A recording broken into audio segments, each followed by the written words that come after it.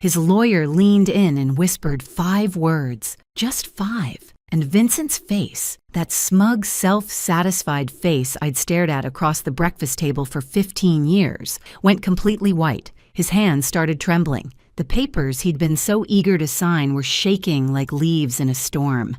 And me? For the first time in 3 years, I smiled. But I'm getting ahead of myself. Let me start from the beginning, because you need to understand how we got here. How a woman everyone thought had lost her mind actually played the longest, most patient game of her life. My name is Alexis Dunst. I'm 34 years old, and until 3 months ago, I was married to Vincent Mercer. 15 years of marriage. That's longer than most Hollywood relationships, longer than some small countries have existed, and definitely longer than my patience should have lasted. But I'm a stubborn woman. I get it from my grandmother. I met Vincent when I was 17. I'd graduated high school early, not because I was some genius, but because I was practical and motivated and really, really wanted to get out of my parents' house. I got a job at Henderson and Price Law Firm as a file clerk. Minimum wage, maximum paper cuts, but it was mine. By 18, I'd worked my way up to legal assistant. I was good with details, good with numbers, good with keeping my mouth shut and my eyes open. Vincent was 24 when we met at a client event. Charming, ambitious, full of dreams about building a real estate empire. He talked about the future like it was already his, like success was just waiting for him to show up and claim it. He said he was going to build something incredible. I said I'd help him file the paperwork. Romance, right? We got married when I was 19. Tyler came along when I was 20. I kept working at the law firm part-time while raising our son, building up my 401k, saving every spare dollar. My grandmother always said a woman should have her own money, not secret money, she'd clarify. Just her own, something nobody could take. At 23, Vincent's business finally took off. He asked me to quit the law firm and help him full-time. He needed someone to manage the books, handle clients, coordinate with contractors, someone he could trust completely. So I became his unpaid everything. Bookkeeper, office manager, client liaison, interior decorator for model homes, marketing coordinator, event planner. I did it all while raising Tyler, managing our household, and somehow keeping everyone fed and reasonably happy. My official title was wife. My unofficial title was everything else. For 11 years, I poured myself into building Vincent's dream. And for 11 years, he got the credit, the awards, the recognition. At every industry event, I was Vincent's wife. At every celebration, he thanked his team, his mentors, his vision. But somehow never quite got around to thanking me. Somewhere along the way, things shifted. He started making decisions without consulting me. Started staying late for work more and more often. Started criticizing little things, the way I dressed, the meals I cooked, my lack of ambition. I was running his entire back office for free while raising his son and keeping his life organized. But sure, not ambitious enough. Then, 3 months ago, he dropped the bomb. He came home on a Tuesday evening. I was making dinner, his favorite, actually, because I'm apparently a glutton for unappreciated effort. He sat me down at the kitchen table with this look on his face, not sad, not apologetic, just businesslike. I want a divorce, he said. And then, I want the house, the cars, the business, everything. You can keep Tyler. He said it like he was ordering from a menu. I'll have the assets. Hold the child, thanks. Keep Tyler? Like our 15-year-old son was a leftover pizza? Like he was an inconvenience being graciously allowed to stay with me? I just stared at him. 15 years of marriage. And this was how it ended, at our kitchen table, between the salt shaker and the butter dish, like I was just another item he was discarding. What I didn't know in that moment, what I wouldn't find out until later, was that Vincent had been planning this for months. He already had a lawyer, Harold Whitfield, expensive and experienced. He'd been building his exit strategy while I was meal prepping and scheduling his dentist appointments. I'd been blindsided by a man I'd trusted with everything. The next day, his mother showed up, Lorraine Mercer, a woman who had treated me like the help for 15 years, arrived with her perfectly styled hair and her perfectly practiced sympathy face. She patted my hand and told me I should have tried harder to keep him happy. Men have needs, dear, she said. like she was explaining something complicated to a slow child. Lorraine's advice on marriage was always fascinating, considering her husband spent 7 days a week on the golf course specifically to avoid being in the same room as her.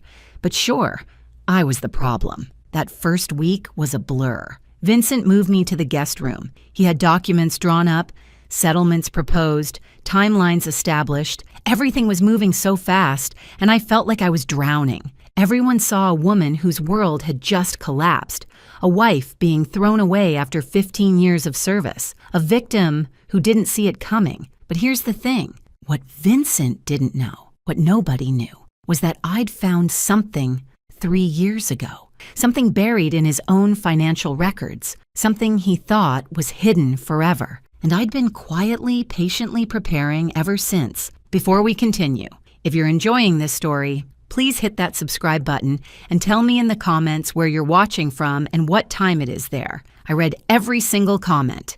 Thank you. Back to the disaster. Within a week of the announcement, Vincent had completely taken control. The guest room became my permanent residence in what used to be our home. My closet shrank from a walk-in to 2 small sections he graciously allowed me to keep. The message was clear. This isn't your house anymore. Within 2 weeks, he started bringing her around. Brittany Sawyer, 27 years old, worked at his company. Of course she did. She had that Instagram perfect look. Blonde highlights, perfect nails, yoga pants that cost more than my weekly groceries. She walked into my kitchen like she owned it, wore my apron, my grandmother's apron, while making smoothies in my blender. She was younger than my marriage, younger than my favorite handbag, but she made amazing smoothies, so I guess that's something. Vincent paraded her around like a trophy. They'd sit on my couch, watch my television, eat off my plates. He'd put his arm around her right in front of me, like I was furniture, like I'd already disappeared. The humiliation escalated daily. First, he canceled my personal credit card. We need to separate finances, he said, like he was being reasonable. Then the joint card. Then he suggested I should probably find somewhere else to stay while we sorted things out. My own home, and I was being asked to leave. Lorraine came over to help me pack. And by help, I mean she went through my belongings and decided what I deserved to keep. Old clothes, fine. Family photos, some of them. My grandmother's recipe box? She hesitated on that one, like she was considering claiming it for herself. What I was not allowed to take. Any jewelry Vincent had bought me over 15 years. Any furniture I'd picked out. Anything of value. Those were marital assets, Lorraine explained, and Vincent was entitled to them. She packed my things in garbage bags. Not boxes, garbage bags. Like I was trash being taken out. Through all of this, I had one person I thought I could trust, Diane Holloway. We'd been friends since high school. 20 years of friendship, through boyfriends and breakups and babies and everything in between. She was the first person I called after Vincent's announcement. She was so supportive, always checking in, always asking how I was holding up, always ready to listen. She'd come over with wine and let me cry on her shoulder. She told me I deserved better. She told me Vincent was making a huge mistake. But something felt off. Little things at first. Vincent seemed to know my plans before I made them.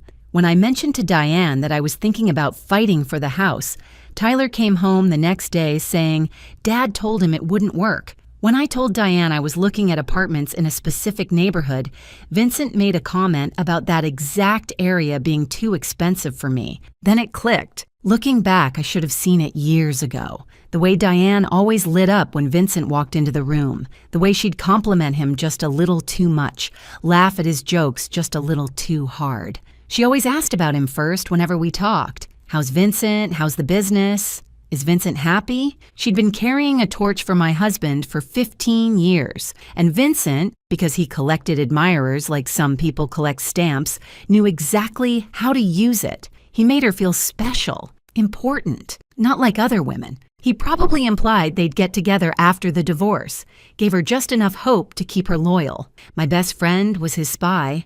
20 years of friendship sold out for some flirting and empty promises. At least charge more, Diane. But the worst part wasn't Vincent, wasn't Lorraine, wasn't even Diane. The worst part was Tyler. My son saw everything. the girlfriend, the grandmother packing my bags, the way his father looked at me like I was nothing, and Vincent was working on him, dripping poison in his ear day after day. Your mom is making this difficult. I just want everyone to be happy. She's the one dragging this out. I'm trying to be fair, but she won't cooperate. Tyler started pulling away from me. Not angry, exactly, just distant, confused. He didn't know who to believe, and his father was very, very convincing. I could lose the house, I could lose the money, I could lose everything I'd spent 15 years building. But watching my son look at me like I was the problem, that was the knife. That was the wound that actually bled. I hired a lawyer. Nina Castellano, recommended by my old firm. 52 years old, sharp as a razor, absolutely no tolerance for nonsense. She reviewed my situation and laid out the battle plan. You helped build this business, she said. You're entitled to half of everything. The house, the company, the accounts. We fight. I looked at her for a long moment. What if I don't want to fight? Nina stared at me like I'd started speaking another language, like I'd suggested we send Vincent a thank you card and a fruit basket. She thought I was broken, depressed, too beaten down to stand up for myself. She had no idea. I moved into a small apartment with Tyler, 2 bedrooms, 1 bathroom, a kitchen the size of my old pantry. Half our boxes didn't even fit. They sat stacked in the corner of Tyler's room, like a monument to how far we'd fallen. Meanwhile, Vincent posted photos with Brittany. New chapter, new energy, blessed, he wrote. Lorraine commented underneath, so happy for you, sweetheart. You deserve joy. My sister called, furious. You need a shark lawyer. Take him for everything he's worth. Everyone had advice. Everyone thought they knew what I should do. Everyone saw a woman who'd given up, who couldn't fight, who was letting her husband walk all over her. Everyone was wrong. Here's the thing about being underestimated. People stop watching you. They stop being careful around you. They stop guarding their secrets. And that's exactly when you learn everything you need to know. 3 years. That's how long I'd been carrying this secret. That's how long I'd known the truth about Vincent Mercer and his glittering, glamorous, completely fake empire. It started on a random Tuesday night, 3 years before the divorce. Vincent was working late again. He was always working late by then, though I didn't yet know what that really meant. I was going through the company books, reconciling accounts, doing the unglamorous work that kept his business running. And I found something strange. A transfer to an account I didn't recognize, then another, then a pattern. Money flowing out of our accounts into places I'd never seen before. I dug deeper. I stayed up until 3 a.m, following the trail. What I found made my blood run cold. Vincent had been taking loans against everything we owned. The house, our beautiful house that everyone admired, had 3 mortgages on it. The original loan of $400,000, a second mortgage of $350,000 taken out 4 years ago, a third mortgage of another $350,000 taken out 2 years ago. Total owed $1.1 million. Actual value of the house, $850,000. We were underwater by $250,000 on a home I thought we owned outright. The business was even worse. Lines of credit maxed out at $200,000. Back taxes owed of $85,000. Vendor debts of $120,000. Equipment loans of $75,000. The company Vincent bragged about at every party. The company that was supposedly thriving. It was drowning in nearly $500,000 of debt. Even the cars weren't real. All 3 were leased with balloon payments coming due. We didn't own anything. We just had very expensive monthly obligations. I sat in my kitchen at 3 a.m, surrounded by printouts, and did the math. Total debt, approximately $1.9 million. Total actual asset value, maybe $1.6 million. We were $300,000 in the hole, maybe more. But where had all the money gone? I kept digging. Over the following weeks, I traced every transaction I could find, and the picture that emerged was devastating. Cryptocurrency investments, $180,000, all lost. Gambling, $75,000, gone. An apartment I didn't know about. Rented for a woman I didn't know about. $60,000 in rent and furnishings. Lifestyle expenses that never made it home. Watches, suits, Trips I was never invited on, another $85,000. My husband wasn't building an empire. He was building a house of cards with borrowed cards that were also on fire. We looked rich the same way a mannequin looks alive, convincing from a distance, completely hollow up close. My first instinct was to confront him, to scream, to cry, to demand answers. But I knew Vincent. I'd watched him operate for years. If I confronted him, he'd manipulate me. He'd explain it away, make me feel crazy for questioning him. He'd probably find a way to blame me for it. And worse, if he knew I knew, he might try to take control of my separate money, too. See, I'd always kept a little something of my own, my grandmother's voice in my head. A woman should have her own money, my IRA from my law firm years. I'd rolled it over when I quit, but never touched it. By then it had grown to about $180,000. That was mine, earned from my job. Separate property under the law. And then there was Grandma herself. She'd passed away when I was 28, and she'd left me $340,000. Her will was specific. This money is for Alexis alone. I'd kept it in a separate account for 6 years, never commingling it with Vincent's finances, never using it for household expenses. My grandmother kept her own account for 50 years. Not secret money, she'd always say.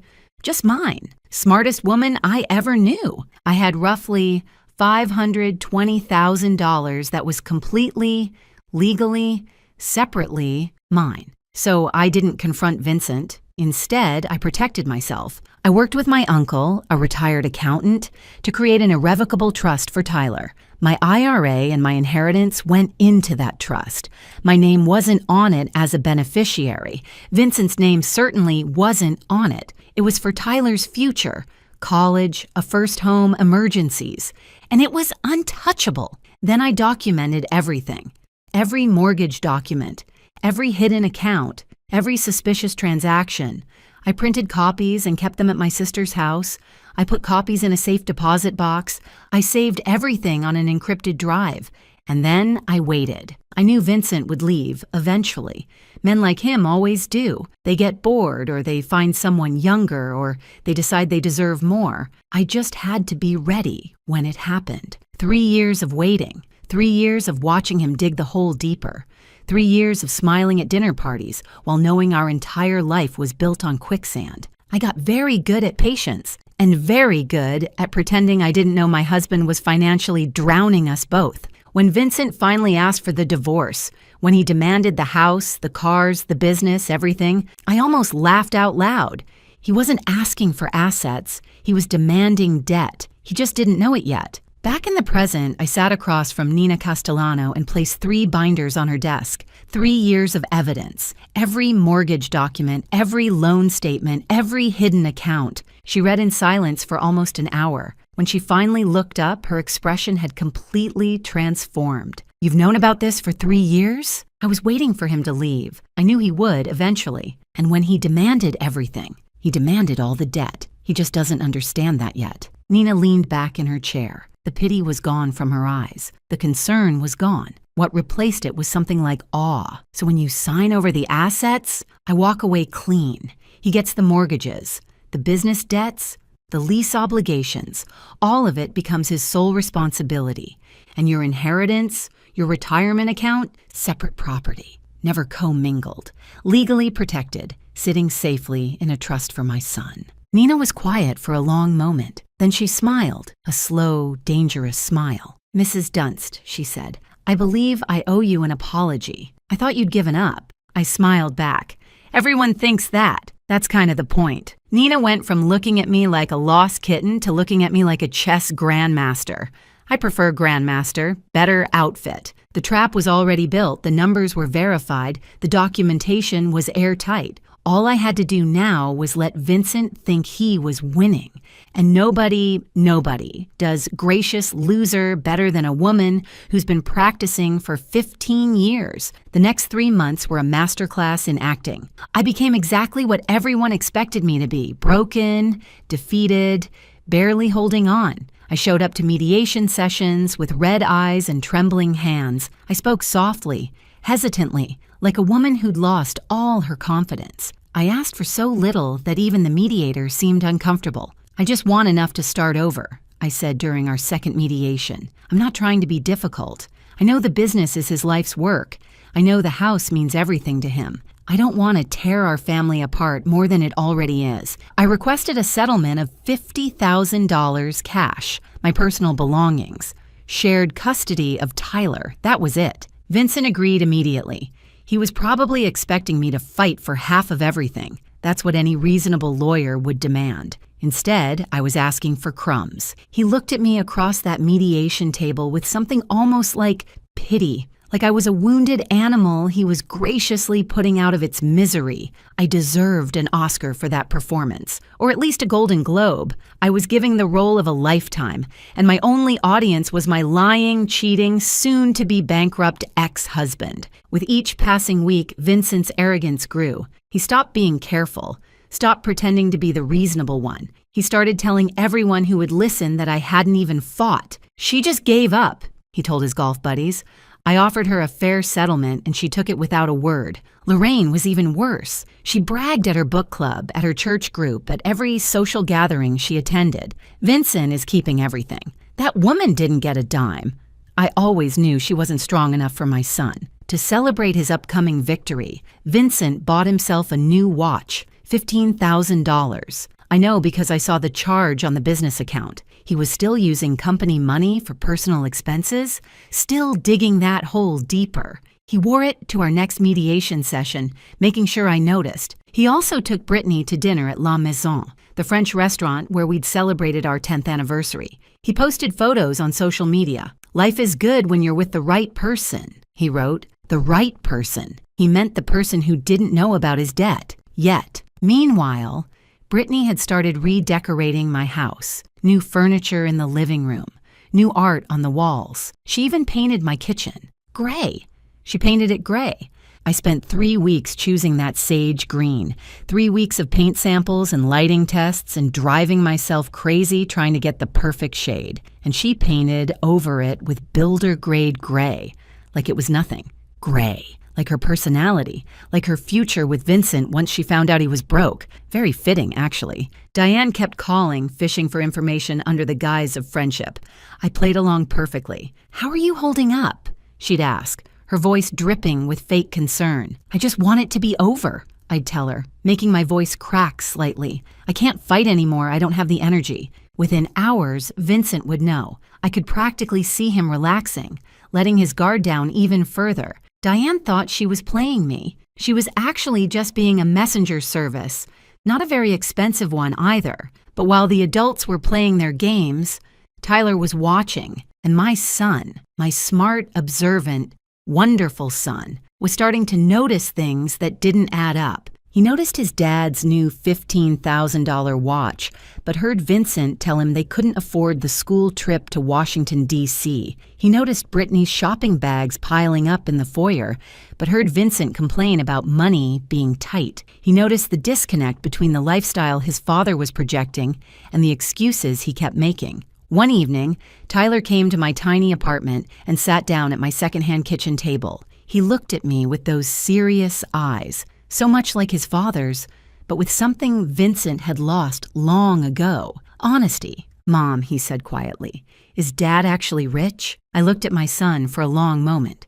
"What do you think?" He was quiet, processing. "I think something's not right. I think he's pretending." I reached across the table and squeezed his hand. "Trust me, just wait a little longer." My 15-year-old figured out something was wrong before 2 lawyers and a certified accountant did. I should bill his college fund for consulting fees. Behind the scenes, Nina was preparing our legal strategy with surgical precision. The main divorce agreement stated clearly that I was relinquishing all claims to marital property. The house, the business, the vehicles, everything would go to Vincent. In exchange, I would receive my modest cash settlement and walk away. But attached to that agreement was an addendum, a detailed liability disclosure statement. Every debt, every mortgage, every loan, every obligation tied to those assets When Vincent signed for all assets, he would be legally assuming all liabilities. The mortgages would become his sole responsibility. The business debts would transfer entirely to him. The lease obligations on the cars would be his problem alone. It was all there in black and white. Legal, proper, devastating. Legal documents are like poetry, Nina told me. Boring, expensive poetry that can ruin someone's life. My favorite kind.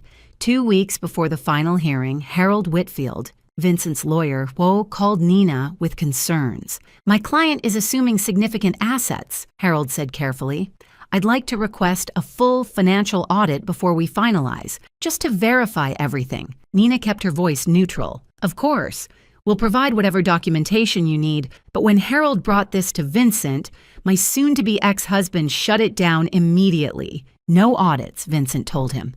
"I built that company. I know exactly what it's worth. I'm not paying for some accountant to tell me what I already know." Harold pushed back. "I strongly recommend we verify the asset values before you sign. This is a significant no." Vincent cut him off. "Brittany wants this done. I want this done. No more delays." Harold had been practicing law for over 30 years. He knew when a client was about to make a mistake. He also knew he couldn't force someone to take his advice. He presented Vincent with a waiver, a document acknowledging that Harold had recommended an independent financial review and that Vincent was declining against counsel's advice. Vincent signed it without reading it, just like he'd sign everything else without reading it. Never underestimate the power of an impatient girlfriend to make a man skip the fine print. Brittany was worth millions to me, in legal strategy anyway. The night before the hearing, Vincent sent me a text message. "Thank you for not making this ugly." I stared at that message for a long time. 15 years of marriage, 15 years of building his business, raising his son, managing his life, and he was thanking me for not making things difficult for him while he threw me away. I typed back, "I just want what's best for Tyler." What was best for Tyler? His trust fund, his future secured, and a father who was about to learn the most expensive lesson of his life. Nina called me that evening. Thursday at 9 a.m. Final hearing. Judge Patricia Holden. "Are you ready?" I looked around my small apartment. The secondhand furniture, the boxes still unpacked in the corner, the tiny kitchen I'd painted sage green because it reminded me of hope. I've been ready for 3 years. 3 years of waiting, and it was finally here. I felt like a kid on Christmas morning. If Christmas morning involved divorce court and financial revenge, Thursday morning, 9 a.m. Vincent would walk into that courtroom expecting to collect his prize. He had no idea he was about to inherit a financial avalanche, one he'd signed for himself, and the best part? He'd asked for it, in writing, with witnesses. If you've made it this far, you already know something satisfying is coming. Hit that like button if you're ready for Vincent to get what he deserves. And if you haven't subscribed yet, what are you waiting for? I've got more stories where this came from. Trust me. Now let's finish this. Thursday, April 17th, 9 a.m., courtroom 4B. I remember every detail of that morning, the way the sunlight came through the tall windows, the smell of old wood and floor polish, the quiet murmur of lawyers shuffling papers. This was where 15 years of marriage would officially end, and where 3 years of patience would finally pay off. Vincent arrived first, of course. He was wearing his best suit, the charcoal Armani I'd helped him pick out for a client dinner 3 years ago. His new watch caught the light as he shook hands with Harold. He looked confident, relaxed, like a man about to close a very favorable deal. Brittany was waiting in the hallway. She wasn't allowed in the courtroom, but she wanted to be there for moral support. I caught a glimpse of her through the door. Perfect makeup, designer bag, scrolling through her phone like this was just another boring appointment. Lorraine was there too, sitting in the gallery. She dressed up for the occasion, probably planning to take Vincent to a celebratory lunch afterward. She looked at me when I walked in and gave me this little smile, the kind you give someone you've already beaten. I arrived a few minutes after Vincent. Simple navy dress, no jewelry, hair pulled back in a low bun. I looked tired, defeated, like a woman who had nothing left to fight for. Perfect. I looked like someone who'd given up on life and fashion simultaneously. Very convincing. I should really teach acting classes. Judge Patricia Holden entered, and everyone rose. She was in her early 60s, silver hair, reading glasses perched on her nose. 30 years on the family court bench. She'd seen every trick, every manipulation, every lie that divorcing couples could throw at each other. Nothing surprised her anymore. She reviewed the case file briefly, then looked up. Mercer versus Mercer. Final dissolution hearing. I understand the parties have reached an agreement? Harold stood first. Yes, Your Honor. My client, Vincent Mercer, is assuming all marital assets, including the family residence, the real estate development business, and all associated vehicles. In exchange, Mrs. Dunst receives a cash settlement of $50,000. Nina rose beside me. That's correct, Your Honor. My client agrees to relinquish all claims to these assets and accepts the proposed settlement terms. Judge Holden's eyes moved to me. She studied my face for a moment, looking for signs of coercion, I imagine, signs that I was being pressured into a bad deal. Mrs. Dunst, she said, I need to confirm that you understand what you're agreeing to today. You're giving up your claim to substantial property, the family home, the business you helped build. Are you certain this is what you want? I kept my voice soft, slightly unsteady. Yes, Your Honor, I understand. And you're entering this agreement voluntarily? No one is pressuring you? No, Your Honor. I looked down at my hands, then back up at her. I just want my husband to have everything he asked for. I want this to be over. The judge studied me for another long moment. I could practically see her internal debate, whether to push harder, whether to order a continuance, whether to protect me from what looked like a terrible decision. But I was represented by counsel. I was answering clearly. I was an adult woman making my own choice. Very well, she said finally. Let's proceed. The clerk distributed the final documents, page after page of legal language, signatures required on every third page. Vincent signed eagerly, barely glancing at what he was agreeing to. He wanted this done. He wanted to get back to his new life with his new girlfriend and his new freedom.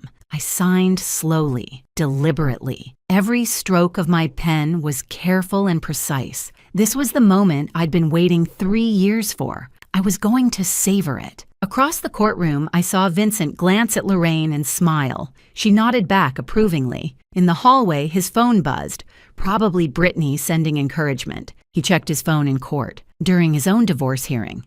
That's the kind of man he was. Meanwhile, Harold Whitfield was doing what good lawyers do, reviewing the complete document package one final time.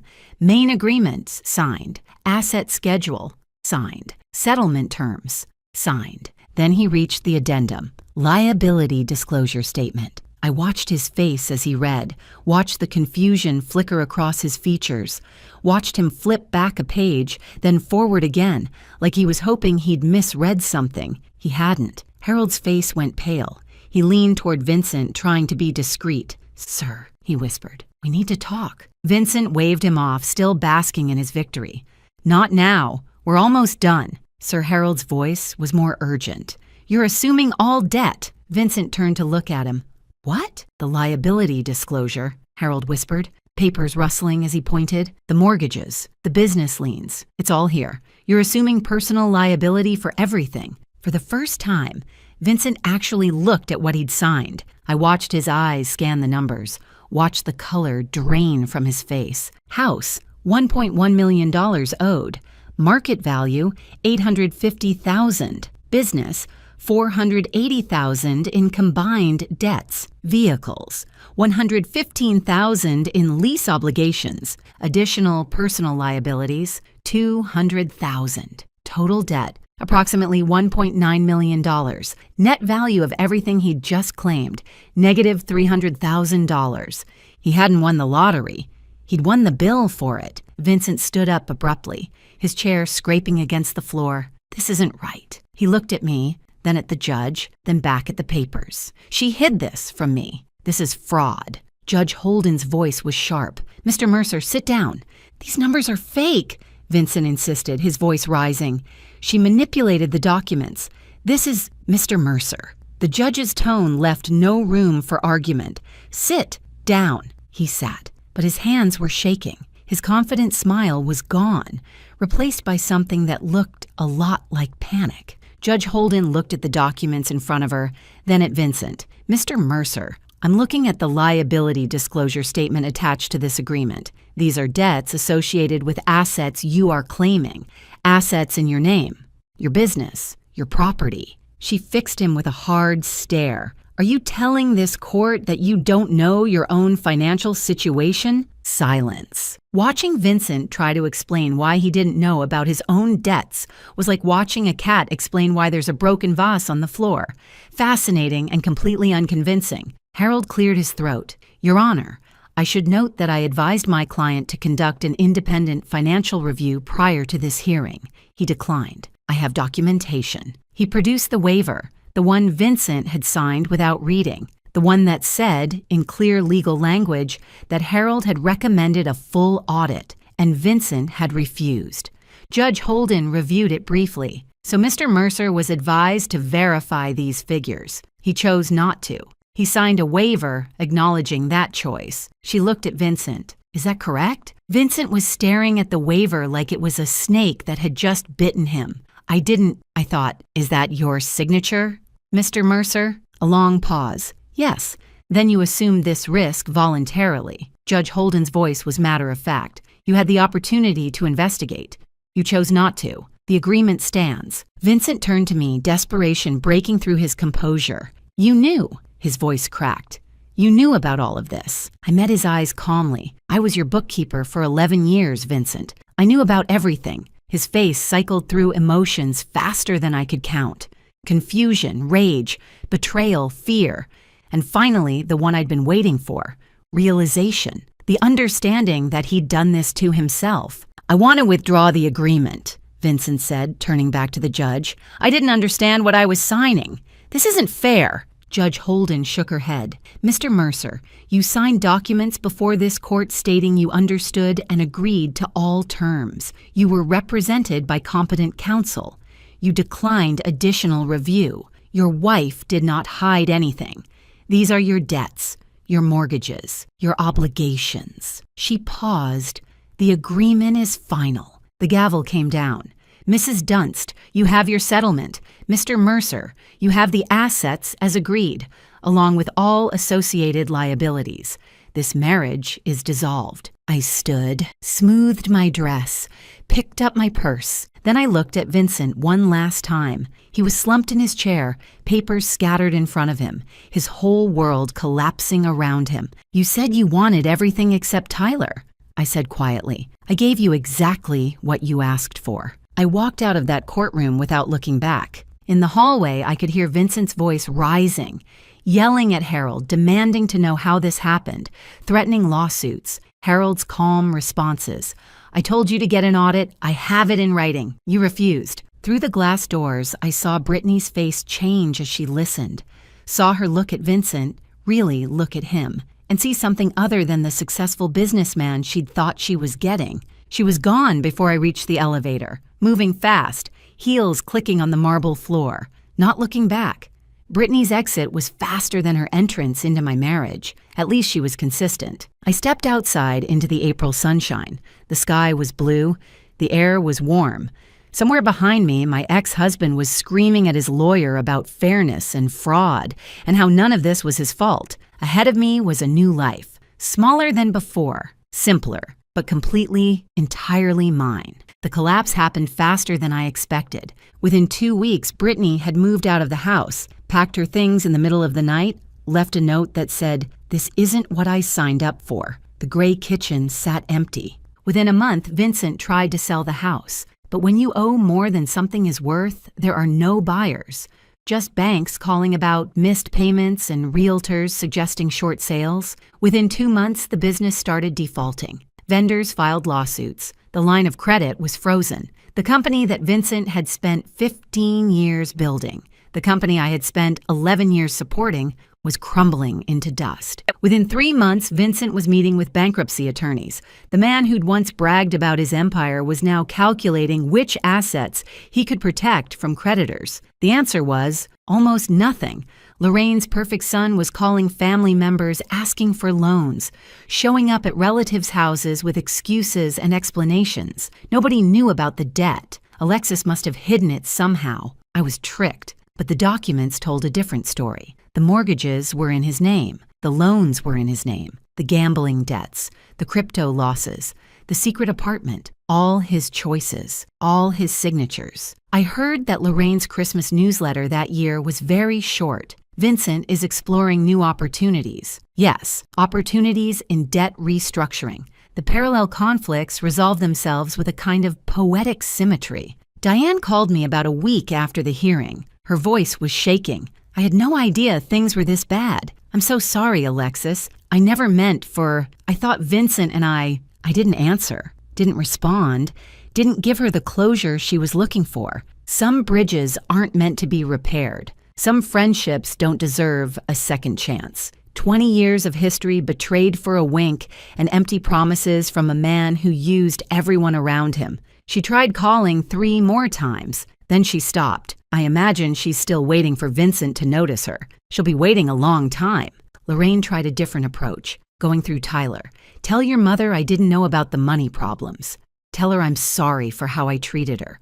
Tell her I want to talk. Tyler looked at his grandmother, the woman who'd packed his mother's belongings in garbage bags, who'd called his mother worthless, who'd sided with his father without a single question, and said, Mom's busy building her life. She doesn't have time for excuses. Lorraine wanted forgiveness. I wanted peace. Guess which one of us got what we wanted? Tyler, my wonderful, smart, observant son. He finally understood everything, not because I explained it, but because he figured it out himself. He saw the court documents. He heard his father's excuses. He watched Brittany leave, watched Lorraine scramble, watched the whole facade collapse. One evening, about a month after the divorce, he sat with me in my small apartment, the one with the sage green kitchen, the one with the secondhand furniture and the boxes finally unpacked. You waited 3 years, he said quietly. You knew this whole time and you just waited. I wanted to make sure you were protected, I told him. Whatever happened between your father and me, I needed to know you'd be okay. The trust fund, $520,000 safe and untouchable. He was quiet for a moment. Then he hugged me, really hugged me. The kind of hug I hadn't gotten from my 15-year-old son in months. The kind that said, I understand. The kind that said, I'm proud of you. 15-year-old boys don't usually hug their mothers voluntarily.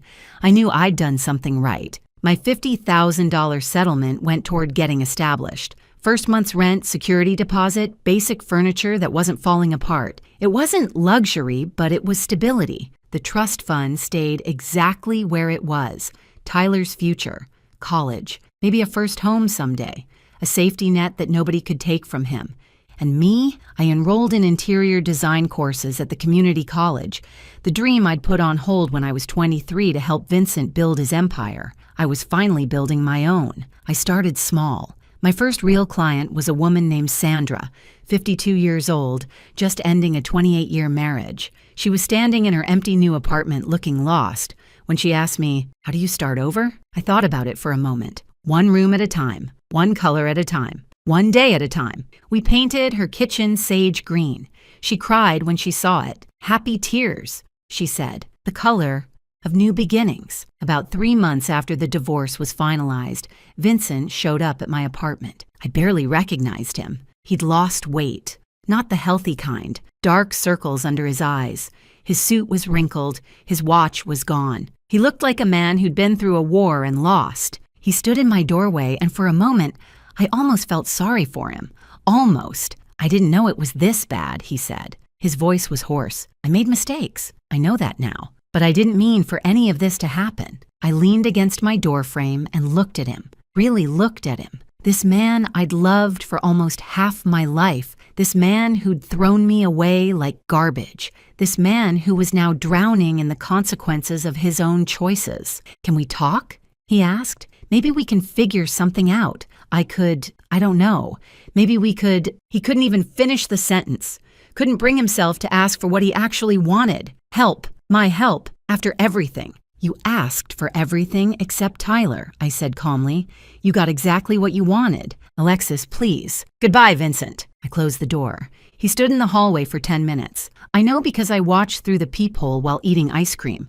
Best show I'd ever seen. 5 stars. Would watch again. That evening, after Tyler went to bed, I sat in my small living room and looked at my grandmother's photo on the shelf. The recipe box was next to it. The one thing Lorraine had almost taken. The one thing that mattered most. "You were right about everything, Grandma," I said quietly. "Keep your own money. Know your worth. And never let anyone make you feel small." The apartment was quiet, small. Nothing like the house I'd lived in for 15 years. But it was mine. Every paint color, every piece of furniture, every decision, mine. And for the first time in longer than I could remember, I was free. Thank you so much for watching. More of my most gripping stories are already on your screen. Click one now and don't miss the best part. You will love it. See you in the next story.